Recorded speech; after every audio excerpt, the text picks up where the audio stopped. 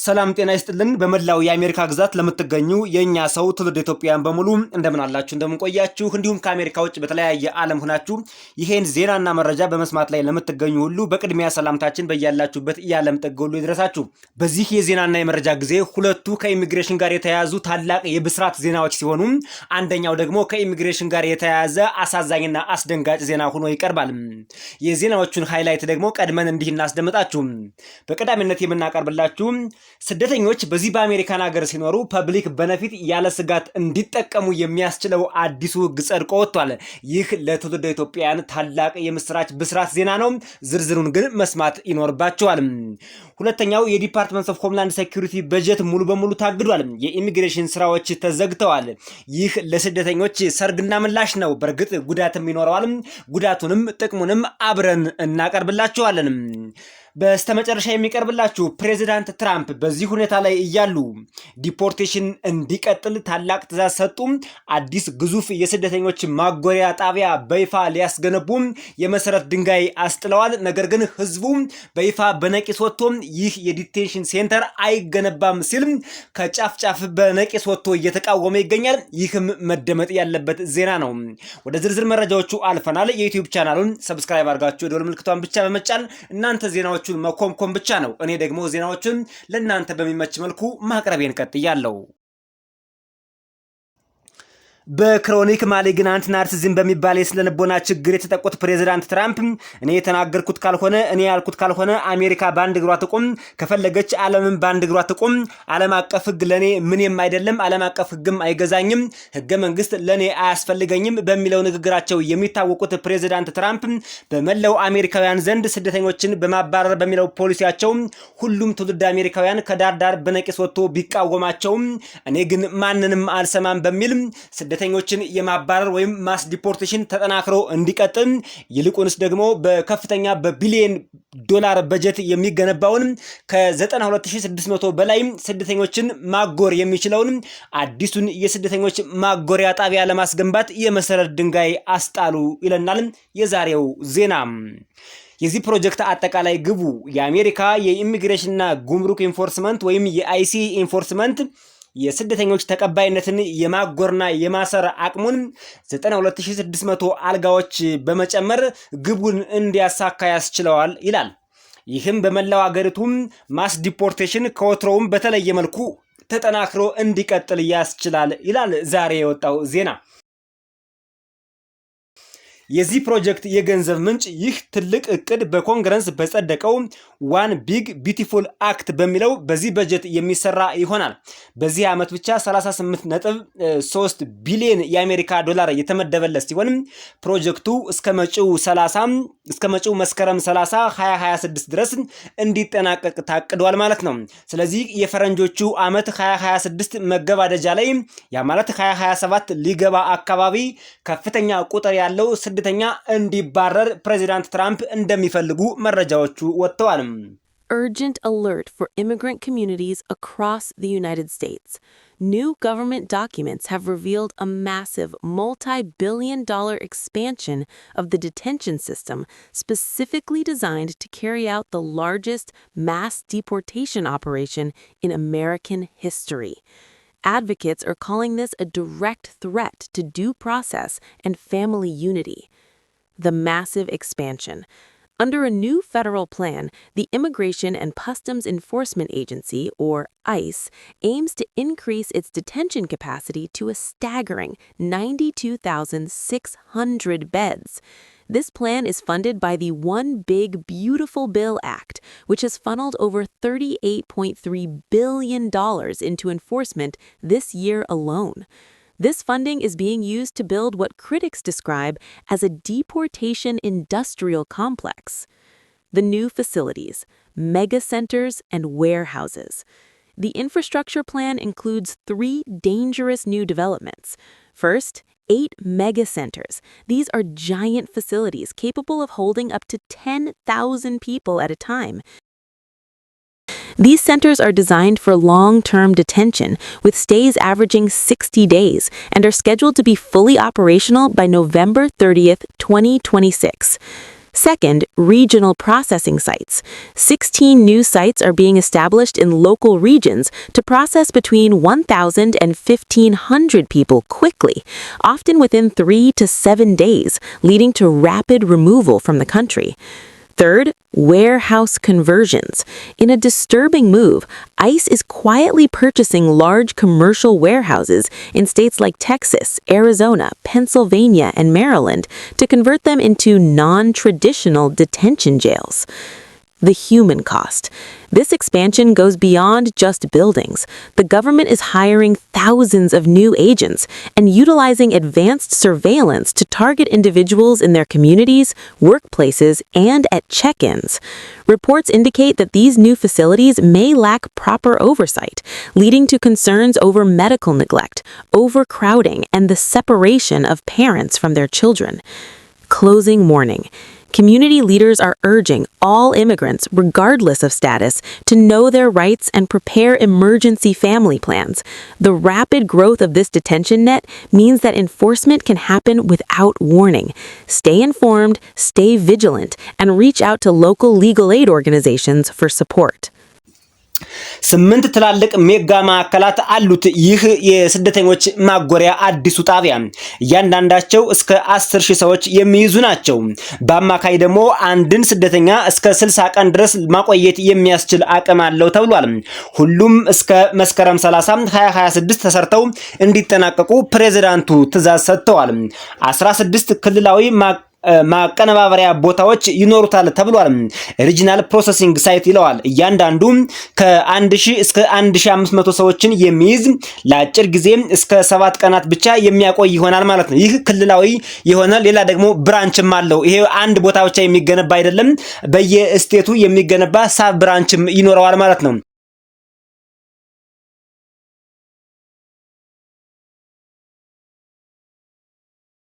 እንግዲህ ፕሬዝዳንት ትራምፕ ለአሜሪካውያን የሚበጁ ፋብሪካዎችን ኢንዱስትሪዎችን ከመገንባት ይልቅ ለትውልድ አሜሪካውያን የሥራ ዕድል ከመፍጠር ይልቅ ፕሬዝዳንቱ የማሰሪያ ጣቢያዎችን እንዲሁም የስደተኞች ማጎሪያ ጣቢያዎችን በመገንባት ላይ የተጠመዱ የመጀመሪያው የአሜሪካ አስነዋሪ ፕሬዝዳንት ሆነዋል ማለት ነው። ይሁን እንጂ ይህ ታላቅ ማጎሪያ ጣቢያ አንደኛው የሚገዛው ከአማዞን ከዚህ በፊት አማዞን እንደ መጋዘንነት የሚጠቀምበትን ታላቁን ግዙፍ የሆነ ወርሃውስ ይሉታል እሱን ነው ፕሬዝዳንት ትራምፕ የሚገዙት። በዚህ አካባቢ የሚኖሩ ትውልደ አሜሪካውያን ወደዚህ አካባቢ ስደተኛ መጥቶ እንዲታሰርብን አንፈልግም፣ ይህ ፕሮጀክት መቆም አለበት፣ እኛ የዚህ ፕሮጀክት የሚገነባበት አካባቢ ነዋሪዎች በጭራሽ ከፕሬዝዳንት ትራምፕ ጋር አንገት ላንገት እንተናነቃለን እንጂ ይህ ፕሮጀክት እዚህ አካባቢ አይገነባም ሲሉ ከአሁኑም ተቃውሟቸውን እያሰሙ ይገኛሉ። ፕሬዝዳንቱ ግን ይሄን አልሰማም ብለዋል። በነገራችን ላይ ፕሬዝዳንት ትራምፕ እኔ የተመረጥኩት ስደተኞችን ለማባረር ነው፣ እንዲሁም ወደ አሜሪካ የሚገቡ ሰዎችን እንዳይገቡ የአሜሪካን በር ዙሪያዋን ለማጠር ነው፣ ሌላ ልማት አይመለከተኝም፣ የአሜሪካ የውስጥ ልማት በኔ የፕሬዝዳንትነት ዘመን ጊዜ ሊሰራ አይችልም ብለዋል። እኒህ ፕሬዝዳንት የተመረጡት በቀጥታ ስደተኞችን ለማባረር ለኛ ለስደተኞች ደንቃራ ሊሆኑብን የተመረጡ እጅግ በአሜሪካ ዘመን በአሜሪካ ስልጣኔ ታይቶ ተሰምቶ የማይታወቁ ፕሬዝዳንት ሆነዋል። ለስደተኞች ፐብሊክ ቤኔፊት እንዲሁ ያለ ስጋት እንዲጠቀሙ የሚያደርገውን አዋጅ ከማቅረባችን በፊት ግን ከዚሁ ከፕሬዝዳንት ትራምፕ በጀት እንዲሁም ከዲፓርትመንት ኦፍ ሆምላንድ ሴኩሪቲ ጋር የተያያዘውን የበጀት መዘጋት የሚመለከተውን የወጣውን ሰበር ዜና እንመልከተው። ይህ ዜና በከፊል ለስደተኞች እንደ ሰርግና ምላሽ ይሆናል፣ በሌላ መንገድ ደግሞ ጉዳት ይኖረዋል። ዝርዝሩን ግን አብረን እንከታተለው። የዲፓርትመንት ኦፍ ሆምላንድ ሴኩሪቲ በጀት በከፊል መዘጋትና የቀጣይ አቅጣጫዎች ይላል አሁን የወጣው ትኩስ ዜና ነው። ሴኔት በበጀት ረቂቁ ላይ መስማማት ባለመቻሉ የሀገር ውስጥ የደህንነት መምሪያ መስሪያ ቤት ዲፓርትመንት ኦፍ ሆምላንድ ሴኩሪቲ በጀቱ በከፊል ተዘግቷል ይላል። ይህ የሆነው የዲሞክራት ወገኖች በስደተኞች አያያዝና በአይሲ ወኪሎች ኦፕሬሽን ላይ አዳዲስ ያስቀመጡትን ማሻሻያ የፕሬዝዳንት ትራምፕ አስተዳደር መቀበል ባለመቻሉ ነው። እንዲሁም የዲፓርትመንት ኦፍ ሆምላንድ ሴኩሪቲ በስደተኞች ላይ የሚያደርገው ኦፕሬሽን የሰብአዊ መብትን የሚጥስ በመሆኑ ስደተኞችን ያለ አግባብ ችግር ውስጥ የሚጥል በመሆኑ ለዚህ ዲፓርትመንት በጀት አይገባውም ሲሉ ዲሞክራቶች በመከራከራቸው ነው። መቼም ዲሞክራቶች በዚህ ዓመት ለስደተኞች የከፈሉልን ዋጋ ተከፍሎ የማያልቅ ነው። ፈጣሪም ዋጋቸውን ይክፈላቸው እንጂ በእኛ ዘንድ ከምስጋና ውጭ ሌላ ምንም ማድረግ አንችልም። ስለኛ ነው ሁሌም የሚታገሉት። በምክር ቤታቸው የሚታገሉት ስለኛ ነው። የሚጮሁት ስለኛ ነው። 24 ሰዓት ስራቸው በሙሉ ስለኛ ነውና ሁሌም እናመሰግናቸዋለን። ዜናችን ግን ቀጥሏል። ቀጥሎ ምን ሊከሰት ይችላል የሚለውን አሁንም በዜና ወጃችን አካተነዋል። አስፈላጊ ሰራተኞች ኢሴንሻል የሚባሉ ወርከርስ ከ92% በላይ የሚሆኑ የዲፓርትመንት ኦፍ ሆምላንድ ሴኩሪቲ ሰራተኞች እንዲባረሩ ይደረጋል። አስፈላጊ የሆኑት ብቻ ወይም ኢሴንሻል ወርከር ይቀራሉ ይላል ዜናው። ነገር ግን በጀቱ እስኪጸድቅ ድረስ ያለ ደማወዝ አስፈላጊ የሚባሉት እንኳን ቢሆኑ ያለ ደማወዝ ይሰራሉ። ከዚህ በፊት እንደምናውቀው በአሜሪካን ሀገር ለ43 ቀን የዘለቀ ገቨርንመንት ዳውን ተደርጎ ነበር። አሁንም የዲፓርትመንት ኦፍ ሆምላንድ ሴኩሪቲ ብቻ ተለይቶ በጀቱ እንዲቆም ወይም ገቨርንመንት ሸትዳውን እንዲደረግበት ተወስኗል። መንገድ ጉዞ እንግዲህ ስደተኞችን ለማባረር ወይም ዲፖርት ለማድረግ የአሜሪካ መንግስት የሚጠቀማቸው የአየር በረራዎች በሙሉ ይስተጓጎላሉ፣ ይቆማሉ። ስለዚህ የስደተኞች መባረር ለጊዜውም ቢሆን ጋፕ ይላል የሚባለው ወይም የሚለው ዜና እንደ ብስራት ወይም ደግሞ ለስደተኞች እንደ እፎይታ ተወስዷል። የመልካም ወይም የበጎ አድራጎት ስራዎች፣ የረድኤት ስራዎች እነሱ አንዳንዶቹ ሊቋረጡ ይችላሉ። የዲፓርትመንት ኦፍ ሆምላንድ ሴኩሪቲ አንዳንዴ የረድኤት ስራዎችን ያደርጋል ወይም ደግሞ የበጎ አድራጎት ስራዎችን ይተገብራልና እሱ ሊቋረጥ ይችላል። ምናልባት ይሄኛው እንደ መጥፎ ዜና ሊሆን ይችላል። ለስደተኞች ደግሞ እንደ መጥፎ ዜና ሆኖ የቀረበው ምንድነው? የስራ ፍቃድ አይታደስም ይላል። የዲፓርትመንት ኦፍ ሆምላንድ ሴኩሪቲ ማለት በውስጡ እንደምታውቁት የዩናይትድ ስቴትስ ሲቲዝንሺፕ ኤንድ ኢሚግሬሽን ሰርቪስን ይዟል እና ቦርደር ፕሮቴክሽን የሚባለውንም እሱንም ይዟል ማለት ነው። ሲቢፒ የሚባለውን ማለት ነው። ከስተም ኤንድ ቦርደር ፕሮቴክሽን የሚባለውንም ይዟል። በተለይ የዩኤስሲአይኤስ ወይም የስደተኞች የኢሚግሬሽን መስሪያ ቤት የሚባለው በጀት የማያገኝ ከሆነ የስራ ፍቃድ ጥያቄዎች ለጊዜው ይቆማሉ ነው። ይሄ እንደ ትልቅ ችግር የመጣብን ይሄኛው ነው። ትንሽ አስደንጋጭ ዜና የሆነው ከዚሁ ጋር ተያይዞ ይሄኛው ነው እንጂ የዲፓርትመንት ኦፍ ሆምላንድ ሴኩሪቲ በጀት ሙሉ በሙሉ ቢዘጋ እንደ ስደተኛ እንደ እዚህ አሜሪካን ሀገር ከውጭ እንደመጣን ዜጎች ማለት ነው ደስታውን አንችለው ነበር። ነገር ግን በአንድ በኩል ደግሞ የስራ ፍቃድ ፕሮሰስ ከቆመ እጅግ አደገኛ ነው። የስራ ፍቃድ ለማደስ ወይም አዲስ የስራ ፍቃድ ለሚጠይቁ ትውልደ ኢትዮጵያውያን በሙሉ ከፍተኛ የሆነ ችግር ይፈጥራል ተብሏል። ስለዚህ በጀቱ ቢፈቀድ ይሻላል ወደሚለው ድምዳሜ ደርሰናል ማለት ነው። ይህ እንግዲህ አሁን የሰማችሁት ዜና ጊዜያዊ የሆነ ነው። የዲፓርትመንት ኦፍ ሆምላንድ ሴኩሪቲ ለጊዜው የበጀት ቀጣዩና የመጨረሻው ዜና ለስደተኞች በሙሉ እንደ ታላቅ ብስራት ሆኖ የቀረበው ዜና ደግሞ በዚህ በአሜሪካን ሀገር የሚኖሩ ስደተኞች ፐብሊክ ቤኔፊትን ያለምንም ስጋት የሚጠቀሙበትን እንዲሁም ዘና ፈታ ብለው የሚጠቀሙበትን አዲሱን አዋጅ ለናንተ ልናበስራችሁ ነው። አጭር በዚህ ዙሪያ የተዘጋጀች የእንግሊዘኛ ዜና አለች። እሷን ሰምተናት እንመለስ።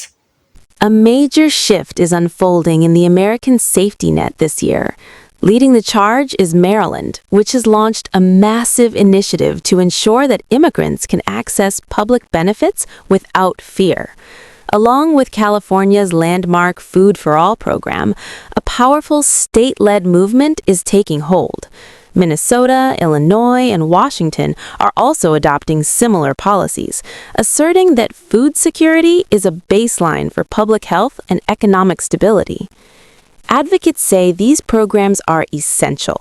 By ensuring every resident has access to nutrition, states like Maryland are reducing the long-term strain on emergency rooms and local charities. In 2026, the data is clear. Protecting the vulnerable yields a more resilient local economy. However, this progress is clashing with a federal blockade. The Trump administration's recent restrictions, including the One Big Beautiful Bill Act, have stripped essential benefits from thousands of humanitarian immigrants, like refugees and asylees.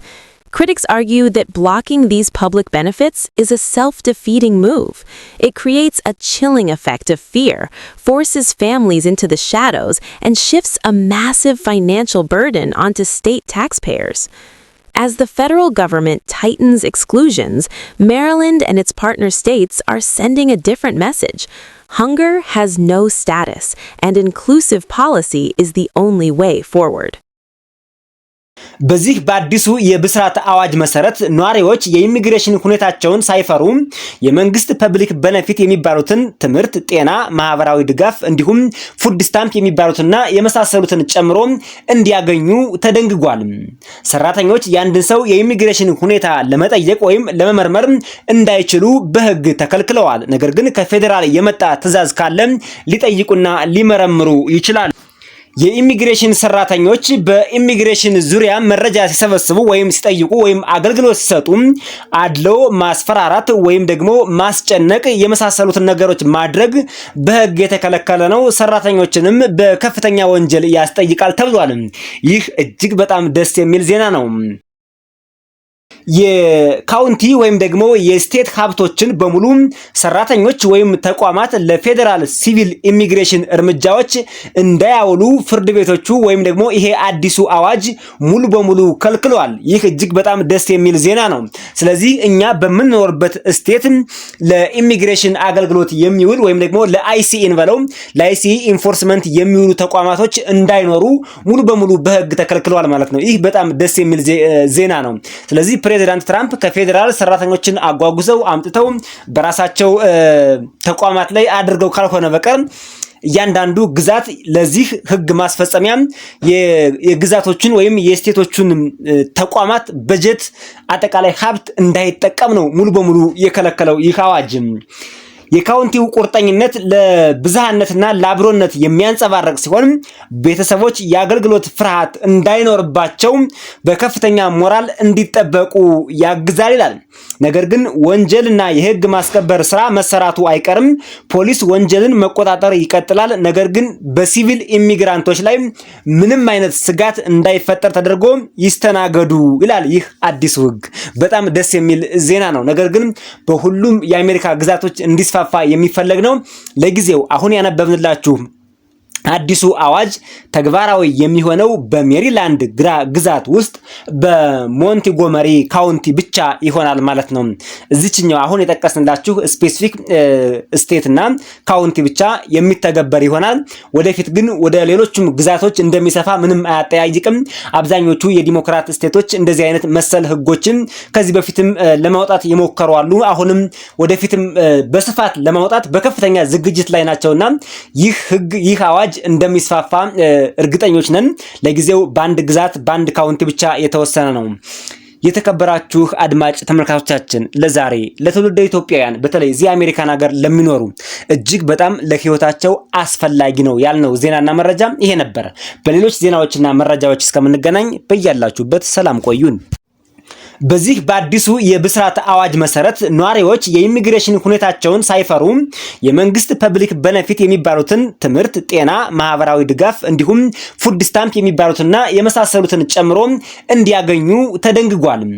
ሰራተኞች የአንድን ሰው የኢሚግሬሽን ሁኔታ ለመጠየቅ ወይም ለመመርመር እንዳይችሉ በህግ ተከልክለዋል። ነገር ግን ከፌዴራል የመጣ ትዕዛዝ ካለ ሊጠይቁና ሊመረምሩ ይችላሉ።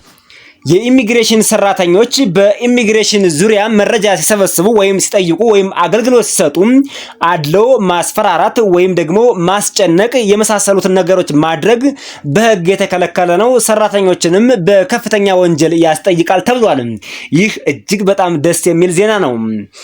የካውንቲ ወይም ደግሞ የስቴት ሀብቶችን በሙሉ ሰራተኞች ወይም ተቋማት ለፌዴራል ሲቪል ኢሚግሬሽን እርምጃዎች እንዳያውሉ ፍርድ ቤቶቹ ወይም ደግሞ ይሄ አዲሱ አዋጅ ሙሉ በሙሉ ከልክሏል። ይህ እጅግ በጣም ደስ የሚል ዜና ነው።